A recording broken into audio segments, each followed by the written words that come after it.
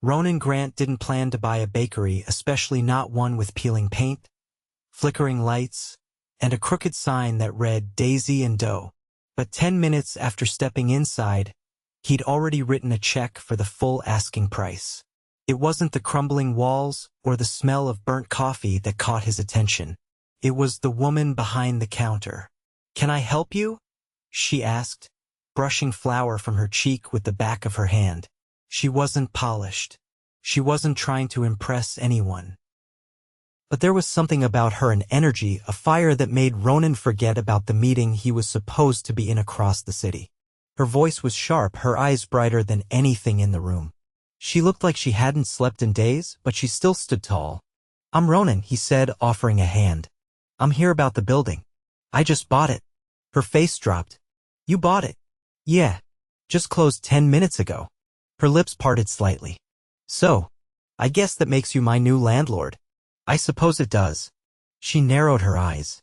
"Well, landlord, I'm Tessa Dean. And I'm not leaving." He nearly laughed.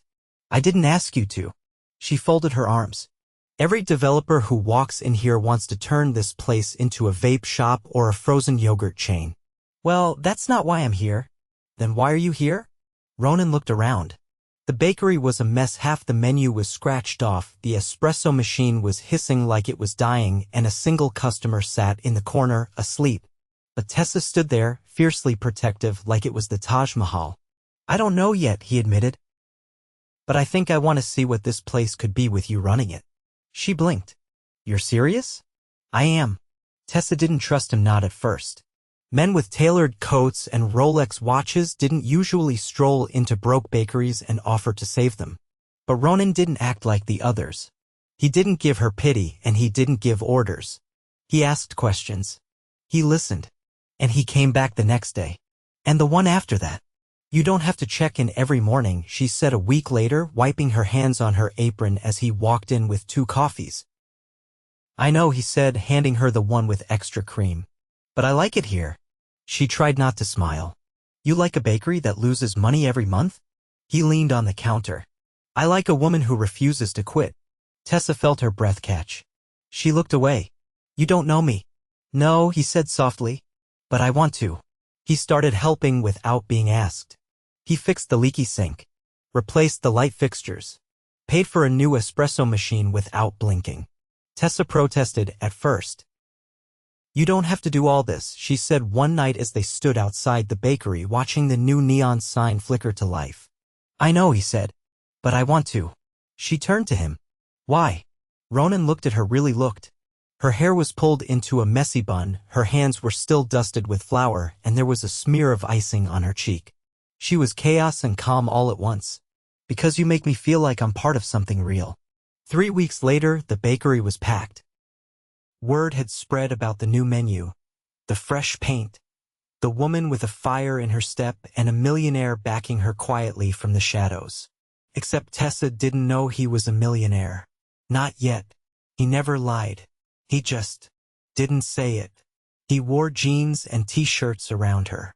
Drove his older car to the bakery instead of his black Aston Martin. He didn't want her to see his money. He wanted her to see him. But the truth always finds its way out. It happened on a Tuesday. A woman walked in, sleek and sharp, holding a glossy magazine in one hand. She barely glanced at the pastries before spotting Ronan at the back table, helping Tessa reorganize the register. "There you are," she said loudly. "We need to finalize the presentation for the Grant Holdings Gala." Tessa's head snapped up.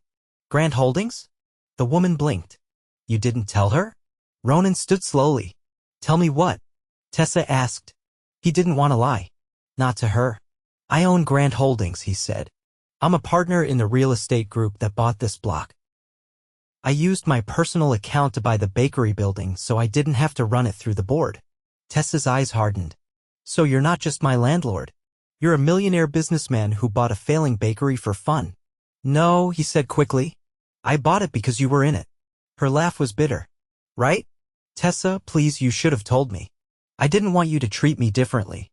I didn't want this to be about money." "You think I care about your money?" she snapped. "I care that you weren't honest with me." He reached for her, but she stepped back.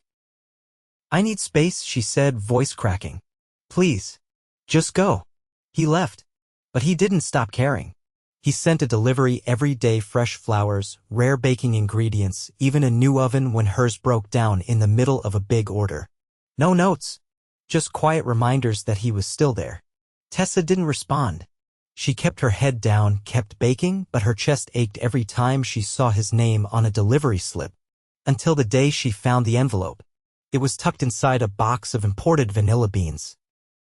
Inside was a Polaroid of the bakery on opening day, before the paint, before the crowds. Just her, standing behind the counter, smiling nervously. On the back, in his handwriting, "The day I fell for you." Tears filled her eyes. She didn't hesitate anymore. She took off her apron, grabbed her keys, and ran. Tessa didn't knock when she reached the building. She didn't need to.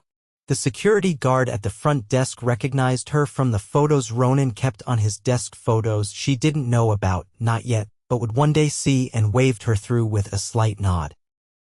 She rode the elevator to the top floor, her heart hammering with a mixture of fear and something else, something she hadn't let herself feel in days. Hope. The doors opened to a sleek hallway lined with floor-to-ceiling glass. At the end, a set of matte black double doors stood closed. She hesitated only once before pushing them open. He was standing with his back to her, staring out at the skyline through towering windows. The office was enormous, impossibly clean, and empty of anything personal except for the old coffee mug from the bakery sitting beside his laptop. "You're not easy to forget," Tessa said quietly. Ronan turned slowly, as if he wasn't sure she was real. He looked different here, sharper, more distant, but his eyes were the same. Tired. Guarded. Searching. "I didn't think you'd come." "I almost didn't," she admitted, stepping inside. "But then I realized I've spent more time being angry than asking why." He moved toward her, but cautiously, like any sudden movement might scare her off. "I tried to tell you. I just didn't know how without changing everything. I didn't want perfect," she said.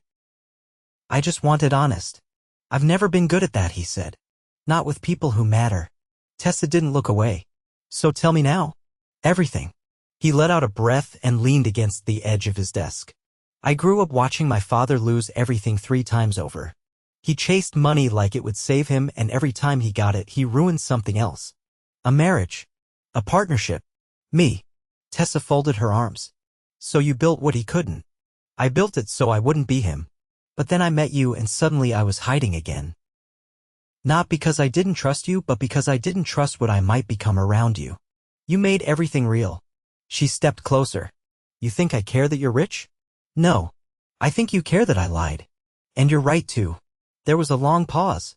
The kind that fills a room and makes every breath feel louder than it should.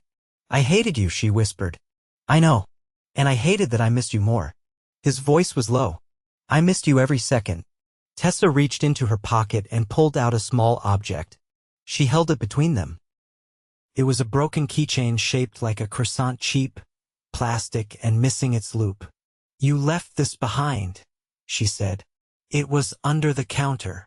He took it gently, running a thumb over the crack. "I thought it was dumb when I first saw it," he said.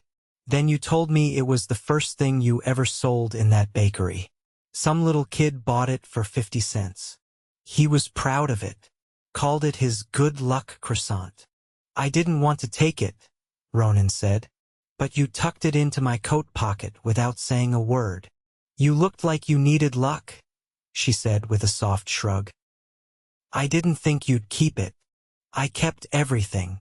Tessa blinked. "What do you mean?" He walked to a cabinet near the window and opened it. Inside were shelves lined with small, odd items, a chipped mug with hand-painted stars, a faded recipe card, a cracked phone case with a sticker from the bakery's old logo. "You held on to all this?" "I couldn't throw it away. I'd walk into the office, and the only place that felt like home was this cabinet." Tessa reached out and touched the recipe card. Her own writing, faded and smudged with time. "That was the first pie I made after the health inspector gave us that warning," she said. "I didn't think it was any good. It was the best thing I ever tasted." She looked at him then. Really looked. The expensive suit didn't matter. Neither did the view or the sleek office or the million-dollar company behind him. What mattered was the way he clutched that broken croissant keychain like it was made of gold. "I didn't come here to forgive you," she said. "I know. I came here because I still want you in my life. But only if you stop running from the things that scare you." Ronan's voice was hoarse. "You scare me more than anything." "And why's that?" "Because you make me want things I never thought I deserved." She walked up to him, close enough that he could feel the heat from her skin. She reached out, took his hand, and placed it on her chest. "Then earn them. Every single day." He nodded once. "No promises. Just truth." Tessa turned to leave, but stopped at the door. "Meet me tomorrow morning. 6 sharp." "Where?" "You'll know." Then she was gone. The next morning, Ronan stood outside the bakery before the sun had fully risen. The streets were quiet, the air cool. He wore jeans again, the same worn pair from weeks ago. No driver, no assistant. Just him. The lights inside flicked on. Tessa appeared in the doorway, apron tied around her waist, sleeves rolled to her elbows. "You're late," she said. "It's 5:58. "I open at 5:57, she replied, stepping aside. "Come on. You're helping today." He looked at the lineup of baking trays, the flour-dusted surfaces, the chaos waiting to happen. "I don't know what I'm doing." "You'll learn. Just keep the croissants from burning and don't touch the raspberry glaze." He followed her inside. For the first time in a long while, he didn't feel like a man trying to prove himself. He felt like a man being given the chance to. And he wasn't going to waste it. By the end of the week, the bakery felt different.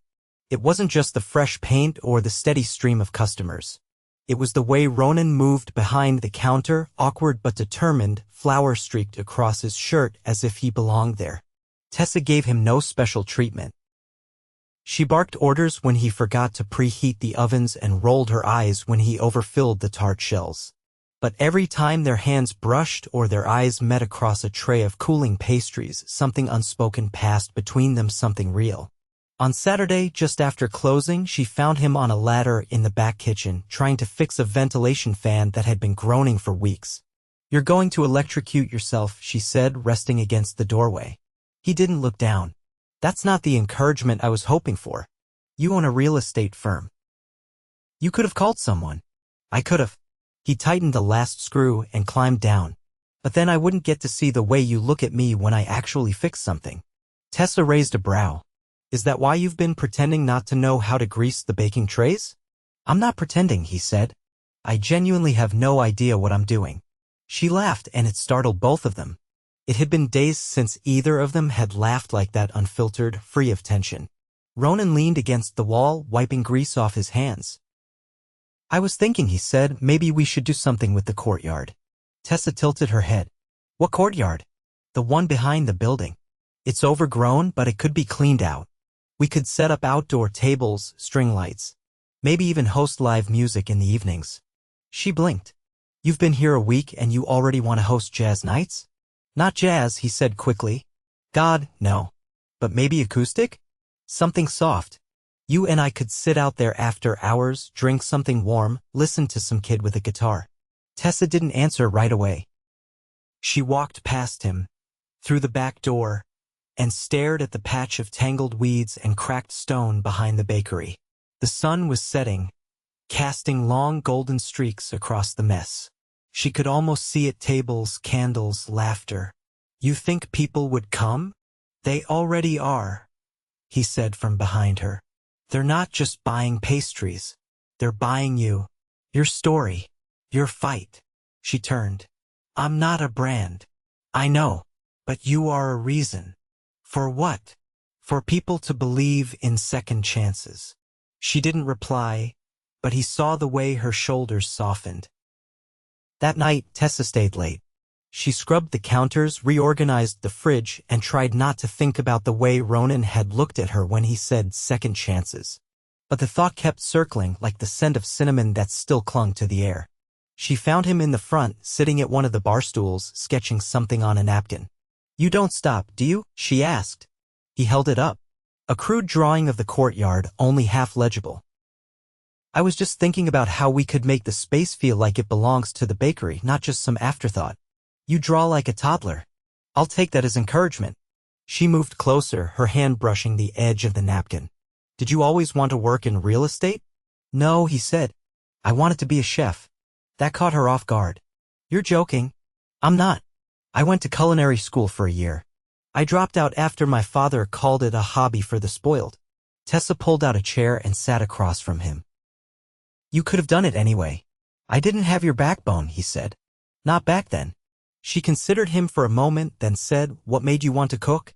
My mother, he said. She made everything from scratch. Even our birthday cakes. I used to sit on the counter and watch her roll out dough until my legs went numb. What happened to her? She passed when I was 16. I stopped baking the day she died. Tessa's voice was quiet. That's why you looked so out of place with the croissants. I didn't want to screw it up, he said. Not again. There was a pause. Not heavy. Just full. Tomorrow, she said, standing, you're going to make the scones. Is that a reward or a punishment? It's a start. The next morning, he showed up before dawn, sleeves rolled, hair damp from a rushed shower. Tessa handed him the mixing bowl and watched as he struggled to keep the butter from melting between his fingers. Cold hands, she said. That's the trick. He glanced up. Like yours. She didn't respond. She just guided his fingers, pressing them into the flour, folding the dough with practiced grace. Their hands moved together, slow and deliberate. For a moment, the world outside didn't exist. Later, when the scones were in the oven and the scent of lemon and lavender filled the air, Ronan stood beside her, covered in flour, and said, I haven't felt like this in a long time. Like what? Like I'm exactly where I'm supposed to be. Tessa didn't answer. She turned away, heart thudding harder than she expected. That afternoon, a man in a tailored suit stepped into the bakery. He didn't order.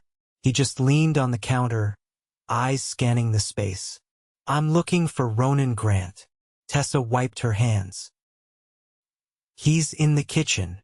The man didn't move. Tell him it's urgent. Board meeting's been moved. And his father's on the call. She frowned. His father.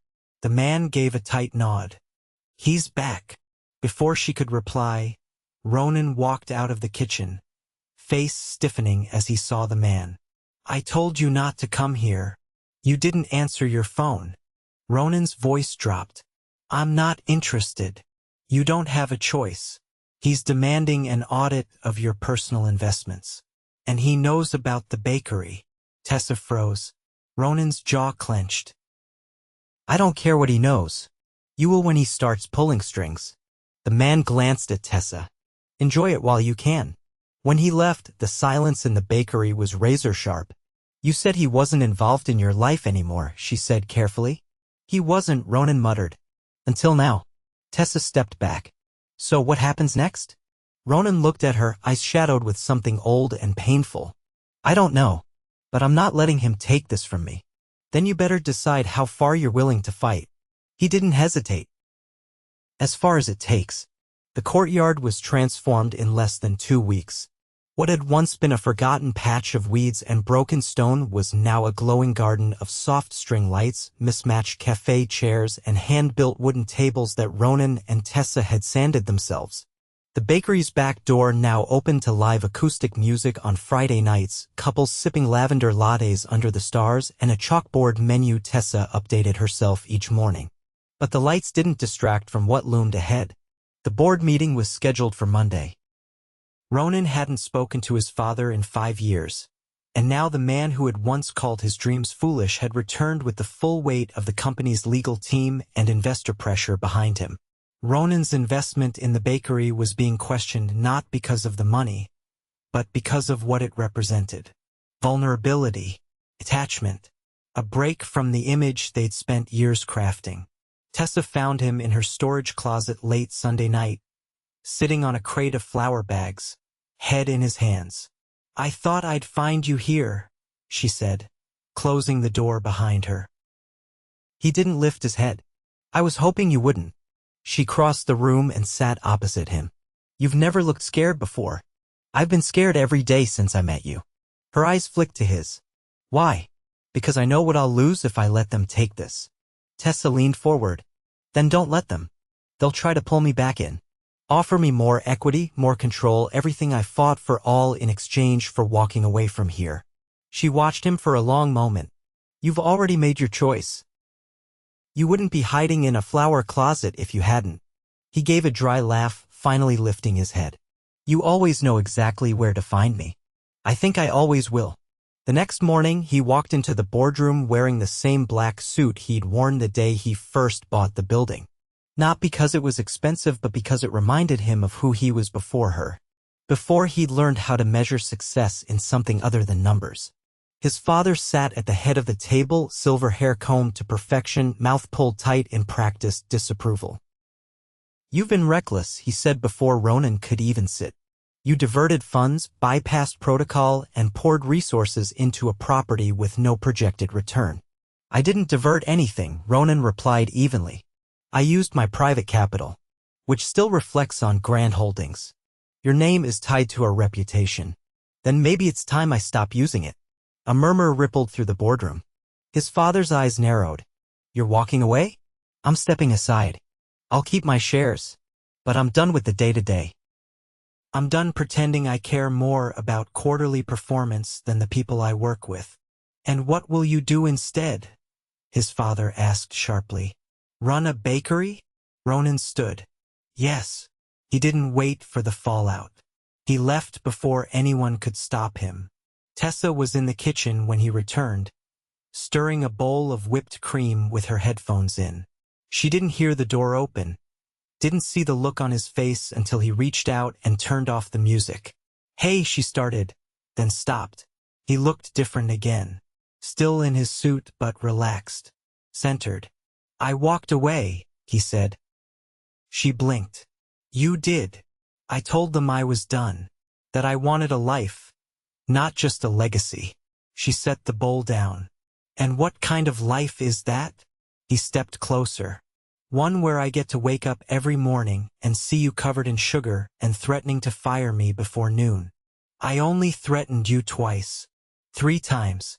You forgot yesterday. She rolled her eyes, but her voice was soft. Are you sure? I've never been more sure of anything. She didn't answer right away.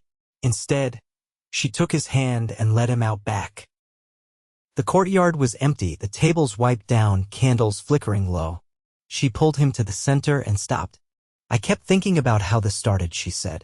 About the day you walked in and told me you bought the building. He smiled faintly. You looked like you wanted to throw a pie at me. I still might.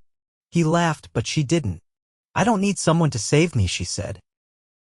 I never have. I know. But I do need someone who won't run when things get hard. I won't. And someone who won't hide who they are. I won't do that either. She reached into her pocket and pulled out something small. A ring. Plain, silver, imperfect. It looked handmade, deliberately so. I made this in pottery class when I was 16, she said. It's been in my drawer for years. I never wore it because it didn't look like much. He took it, held it gently between his fingers. But now I think it's the most honest thing I've ever made. No polish. No pretense. Just real. He looked up at her, something breaking open in his chest. I don't have a ring, he said. You don't need one. Just say it. I'm in love with you. She smiled. Say it again. He stepped closer, voice low. I'm in love with you. I've been in love with you since the morning you made me sweep flour for 2 hours before you told me the broom was broken. I wondered how long you'd keep going. I would have swept the whole city if it meant you'd look at me the way you're looking at me now. She kissed him. Not tentative. Not careful. It was the kind of kiss that asked nothing and gave everything. When they pulled apart, he slid the ring onto his finger. I'm not going anywhere, he said. Good, she whispered. Because I just signed us up for the spring market, and I can't carry 10,000 mini cakes by myself. He laughed, and it echoed through the courtyard. Later that night, they lay under the lights, the scent of pastry still clinging to their clothes, the future finally feeling like something they could shape with their own hands. She rested her head on his chest. You never asked me what I want. What do you want? This, she said. Exactly this. And for the first time in his life, Ronan Grant didn't want to be anywhere else. The spring market arrived on a sunny Saturday in April, drawing crowds from across the city. Vendors lined the street with handmade soaps, organic honey, and fresh-cut flowers, but it was the courtyard behind Daisy and Doe that stole the show. Tessa had decorated every inch with hanging baskets filled with wild herbs and linens dyed in soft pastels. A violinist played near the ivy-covered archway, and the scent of cardamom buns drifted all the way to the street. Ronan stood behind the register, his sleeves rolled up, an apron tied unevenly around his waist. He was handling orders while Tessa darted between the display cases and the outdoor tables, directing volunteers and offering samples with practiced ease. Though the day was chaotic, there was a rhythm to it, a shared heartbeat between them that kept everything moving forward. "Table 9 wants another round of almond tarts," Ronan called as she passed. "Tell them they're lucky I made extra," she said without stopping. "You didn't make extra." She shot him a look. "They don't need to know that." By mid-afternoon, the line stretched down the block. Local press had shown up, and 2 photographers circled the courtyard snapping pictures. A journalist approached Tessa with a notepad in hand and asked, "How did you take a near-bankrupt bakery and turn it into the centerpiece of this year's market?" Tessa hesitated, then glanced toward Ronan, who was carefully boxing pastries for a mother with 3 kids clinging to her legs. "By not doing it alone," she said softly. The journalist smiled. "That man's your business partner?" Tessa shook her head. "He's my future." Later, when the sun dipped low and the string lights flickered on, Tessa found Ronan sitting on the stone bench beneath the old elm tree they'd left untouched during renovations. His hair was damp with sweat, and he held a half-empty glass of sparkling water in one hand. She sank beside him, kicking her shoes off under the table. "I can't feel my feet," she said. "I can't feel my back." They sat in silence for a moment, watching a group of kids chase each other around the courtyard. One of them wore a paper chef hat from the baking tent and waved a frosting-covered spoon like a sword. "I got an offer today," Ronan said. Tessa turned her head. "From who?" "Someone from the city council. They want to partner with us for a series of community workshops.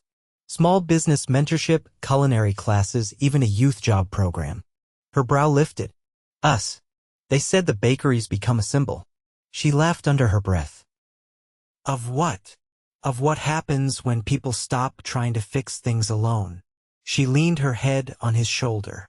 "Are you going to do it?" "I told them I'd only do it if you wanted to. It's your name on the sign." "No," she said. "It's ours now." He took her hand, threading their fingers together.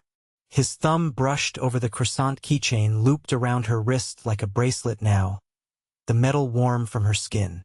"I keep thinking about what my life looked like before I walked into this place," he said. "And now I can't picture it without you in it." "You don't have to." He kissed her temple, then her cheek, then finally her lips. It was slow, unhurried, like they had all the time in the world. And for once they did. That night, after the last guest had gone and the courtyard emptied, they returned to the bakery. Tessa locked the front door and flipped the sign. Ronan turned off the lights, leaving only the warm glow of the kitchen behind them. She reached for the small radio on the counter and turned the dial until a soft jazz melody filled the space. "No acoustic guitar?" he teased. "Nope. Tonight, we dance." He blinked. "You've never danced with me. We've been too busy surviving." She pulled him into the middle of the room, her bare feet sliding across the tile, his arms circling her waist. They moved slowly, her head resting just over his heart.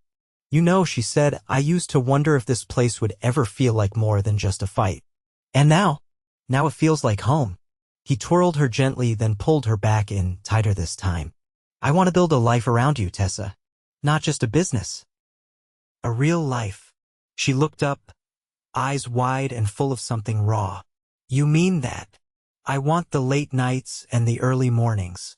I want the flour on the floor and the burnt batches and the days when the orders don't come in. I want all of it. With you." Tessa swallowed. "You already have it." He reached into his back pocket, pulling out a small velvet box. He didn't kneel. He didn't need to. The moment was already perfect. "I didn't want to wait anymore," he said. "I had this for weeks." I just kept thinking there'd be a better time. But now I know every moment with you is the best time. She opened the box. Inside was a delicate gold band with a single stone and opal, soft and iridescent, shifting colors like light through sugar glaze. It's not traditional, he said, but nothing about us is. Tessa took the ring, slid it on, and smiled through the tears gathering in her eyes. Ask me. Marry me? Yes. They didn't need to say anything else. They just held each other, the music playing softly as the city outside quieted for the night. 6 months later, the bakery was busier than ever. The courtyard hosted weekly events, including a summer film night where neighbors watched old movies projected onto the back wall. Kids from the job program helped in the kitchen, and Tessa's seasonal menu had been featured in a national food magazine. They built an apartment above the bakery, a cozy space with exposed brick, open windows, and a balcony that overlooked the courtyard. Every morning, they woke to the scent of cinnamon and fresh crusts rising in the ovens below. On their wedding day, they didn't rent a ballroom or fly to an island. They got married in the courtyard under the elm tree, surrounded by string lights and the people who had walked beside them through every storm. Tessa wore a dress dusted with embroidered wildflowers. Ronan wore a simple suit and flower on his collar from helping with the morning prep. They exchanged vows handwritten on parchment, promising honesty, patience, and 1,000 burnt scones worth of forgiveness. And when they kissed, the whole courtyard erupted in applause, the scent of warm pastries carried on the breeze. They danced late into the night. No business calls. No board meetings. No lies. Just two people who had built something beautiful from the ashes of their pasts. And every morning after, they rose together, side by side, ready to face whatever came next with love, laughter, and a bakery full of second chances.